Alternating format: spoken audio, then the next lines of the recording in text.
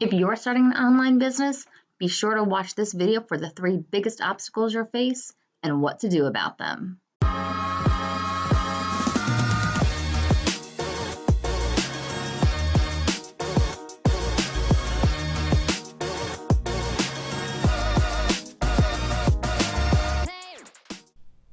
Welcome to Hustling for Excellence. We are Megan and Steve. Today's video is a continuation of our last one where we talked about starting an online business. So today everyone gets started and they're all starry-eyed and super excited and they're going to make all this money. And then you get hit with obstacles. So we want to hit you today with the main 3 obstacles. But be sure to stick around because there's a hidden obstacle that most people don't ever consider. And really, it's the biggest one because it's the reason that 95 to 99% of people will give up and fail on their own business. Yeah, absolutely. So, I mean, we're looking at this from our perspective and the obstacles that we've experienced or got over. They're kind of perceived, right? They feel real to you, but then you just find a way to kind of get through them. All right, so 3 obstacles that you're going to run into when you start your new online business. The first and one of the biggest things you're going to hit is time. Time is a factor that we all have the same 24 hours in a day, right? We've got the same amount of time no matter which way you want to slice it or dice it. You can't create more. But you can find ways to use your time more effectively. So what you've got to do to overcome this challenge, we don't want to call them obstacles anymore, right? Because obstacle is a bad negative word. We want to go with challenge. The way to get past that challenge is to really sit down and write out your day. Figure out how much time do you spend getting ready to go to work? How much time are you at work? How much time do you spend making dinner, helping kids with their homework? Figure out how much time all that stuff really takes in your day, and then where can you carve out extra time that maybe you're wasting because you're sitting at home chilling watching Netflix, which, get it, we still do it too. We are real people. We all have to chill out once in a while because if you go, you make yourself crazy. But you want to put those things to the side if you can, or schedule that so that hey, you know what? Sunday night at 7 o'clock to 8 o'clock, that's going to be our time to chill. But during the week, every night, we're going to hit and we're going to work our business from 6 o'clock to 8 o'clock. Then you know what? For us, it's time to put the kids to bed. Then we hit it again at 9 o'clock till maybe 10. Steve and I are a little different. He can stay up until 12 o'clock working, where I'm like, yeah, I'm passed out asleep. So maybe I get up at 5:30 and do a little more before I start working for the day. But some of the best ways is to use a tool to figure that out and to schedule your time. One of these things that we used for a little while was Trello. But what we found worked for us the best, and you may have to go through several things to find out what works for you, is that we put everything in a shared family calendar. Even the little tasks like pay bills. We'll schedule that for whatever day at a specific time so we know that that time is blocked. If it's like this right now, scheduling videos, we block that time in our calendar. And again, we use a shared family calendar so that our kids see that time. So they know, like, if they want to go to a friend's house or there's some event that they want to go to and they see that mom and dad already have business time scheduled, it's not going to happen for them. So that's how we have managed to get more out of our time and realize that you're probably not going to sleep 8-9 hours anymore. A lot of people don't like that, but what they're thinking is the short term. They're like, oh, well, I'm tired. But if you remove just an extra hour out of your sleep pattern right now, in a year, 2 years, 3 years, you're going to have so much more free time because you've worked your business so hard. You've become really successful in that time period. Then now your time is yours. And isn't that what we're after anyway? That's why we're doing this, so we can have all the free time we want down the road. So I'm willing to lose a little bit of sleep now, be a little bit tired, so that I can live the rest of my life the way I want to live it. So if I want to go to bed at 8 o'clock because, you know what, I am tired today and we've had a really full day, I can do that because my business is still running where I'm sleeping. So time, that is the big one. That will be your first challenge. Figure that one out in the beginning and the rest will get easier. Second one, gotta switch colors, gotta make it fun. Money. As Steve and I mentioned, for us, we have an income. We have a really nice income. That for us, for a lot of people, the pain is that they don't have the money. So that's why they want to work a business. For us, we have a nice income. So it's like, that pain point isn't there. But for us, that pain point is the time freedom that we don't have. So with money, no matter what anyone tells you or tries to sell you out there and says, oh, you can get this business, any business started for $0 up front, that may be true in the sense that maybe it's not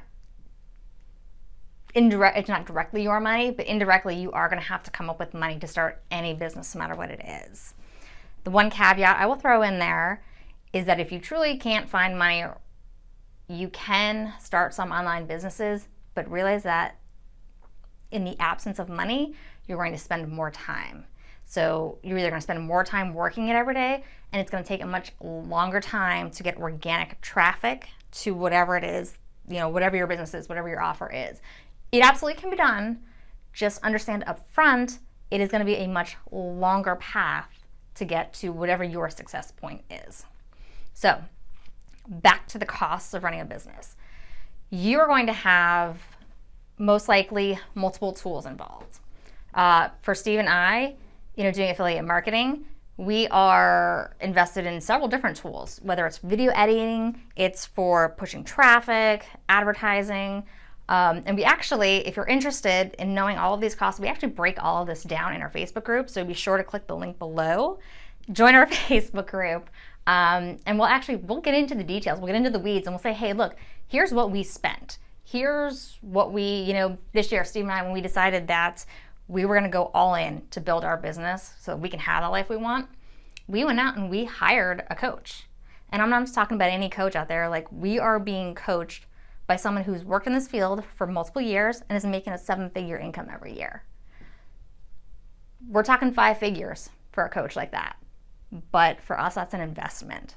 So if that's something you may want, because that also fast tracks your own success, that's something you want to consider. So if you don't have, like I said, Steve and I we're still, I'm sure like you, working a job. We're employees trying to become entrepreneurs, so we have an income to fund our business, to fund our advertising, which is awesome. If you don't have that extra income, there are ways to leverage and use other people's money. A lot of times it's using credit cards. You can go ask out, one of the traditional ways is asking other family members to lend you money. There's a lot of different ways out there, and we talk about those in our group as well. So be sure to join that Facebook group. So one of the other obstacles that you're going to have with money, and it's actually kind of an upside, is you've got to be ready to accept that incoming profits. How are you accepting payment? So you might have to set something up like Stripe to accept payments from your customers, or you need to set up a business banking account. So be prepared for that. It's a great problem to have. Just be ready for it. And that's one of the things you'll have to set up in the beginning. All right, and so the third challenge that we have come across that's been a big thing for us is either your partner or your family, if you've got kids. So for us, this is kind of like multifaceted. One, it is working with a partner, and that doesn't have to be your spouse. It might be, your adult child, whoever.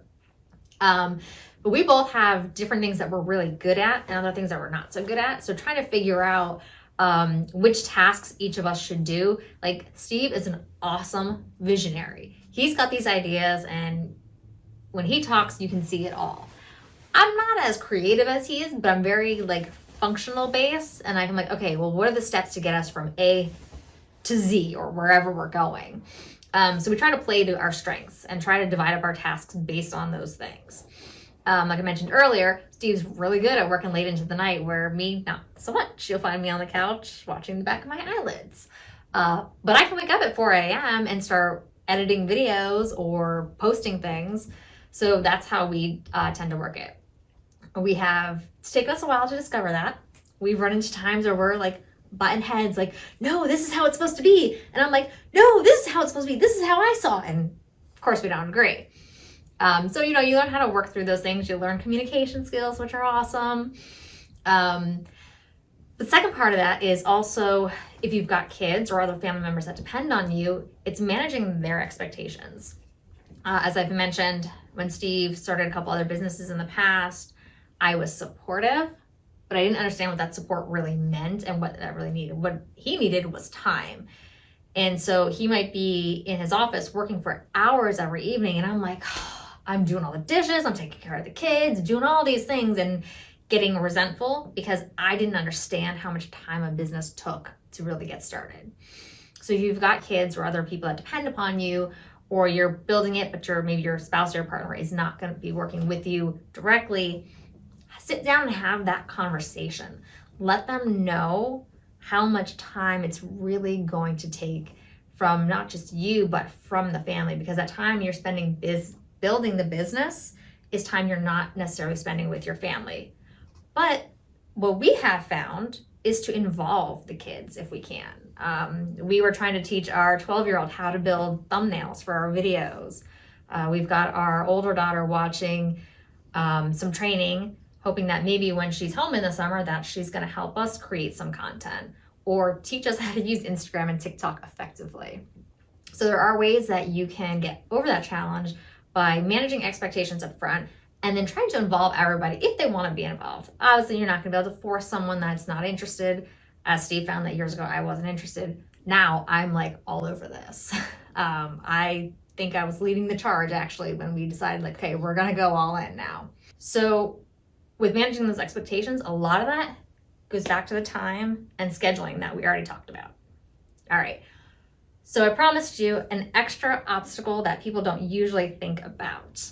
All right, so that last extra one that no one thinks about, and is the reason that most people will fail when they start a business because they don't consider it an obstacle, or as we're now calling them, challenges, is they don't think about their personal growth and development and their mindset. The biggest way to sink your own ship is to not be aware of your thoughts and what they're controlling and where they're leading you. If you talk to any successful entrepreneur out there, and I'm talking about people that they've put in their dues, they've worked hard, and years later, they are still at it and still successful, they will all tell you that personal growth and their mindset was the biggest reason that they succeeded. Without it, you can make money and you can create something, but it probably most likely is not going to last. So for Steve and I, you know, if you've been around our channel, poked around long enough, you'll see that we're definitely, you know, very much into mindset and personal growth. We've been doing it for over a decade now. What we have discovered, though, was that we weren't very consistent in the past with it. This year, and again, this will go back to the money that we talked about in investing in yourself, we've been to several seminars this year that focus solely on our personal growth and development. We are constantly reading books, listening to podcasts, listening to other YouTubers who are in that space, so that we're constantly filling our minds with good information. So much to the fact that I actually, when I became a certified NLP practitioner, because I really enjoy how is it that our thoughts control our actions and our behaviors so that we get to where we want to go. If you want to learn more about that, absolutely, again, join our Facebook group. We go in more depth about all the seminars we've been to. We cover what the cost of those things are. We talk about more NLP information and how you can use that to how you can leverage that to get to where it is that you're trying to go with your business. All right, guys, so if you're finding any value in this, please leave us a comment. Let us know what you think.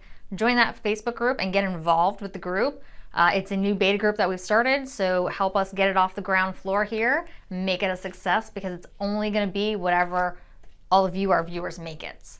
So we will see you in the group. We'll see you on the next video, and protect your mind.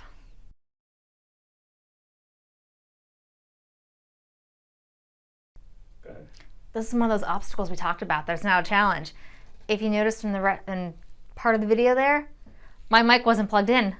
Steve and I, while messing with our computer, making sure our videos were coming across, unplugged the mic and didn't realize we didn't plug it back in.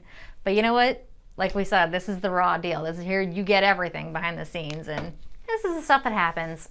We could waste time redoing it, or we can throw it out there because you know what? Done's better than perfect. And we'll definitely talk about that in another video too.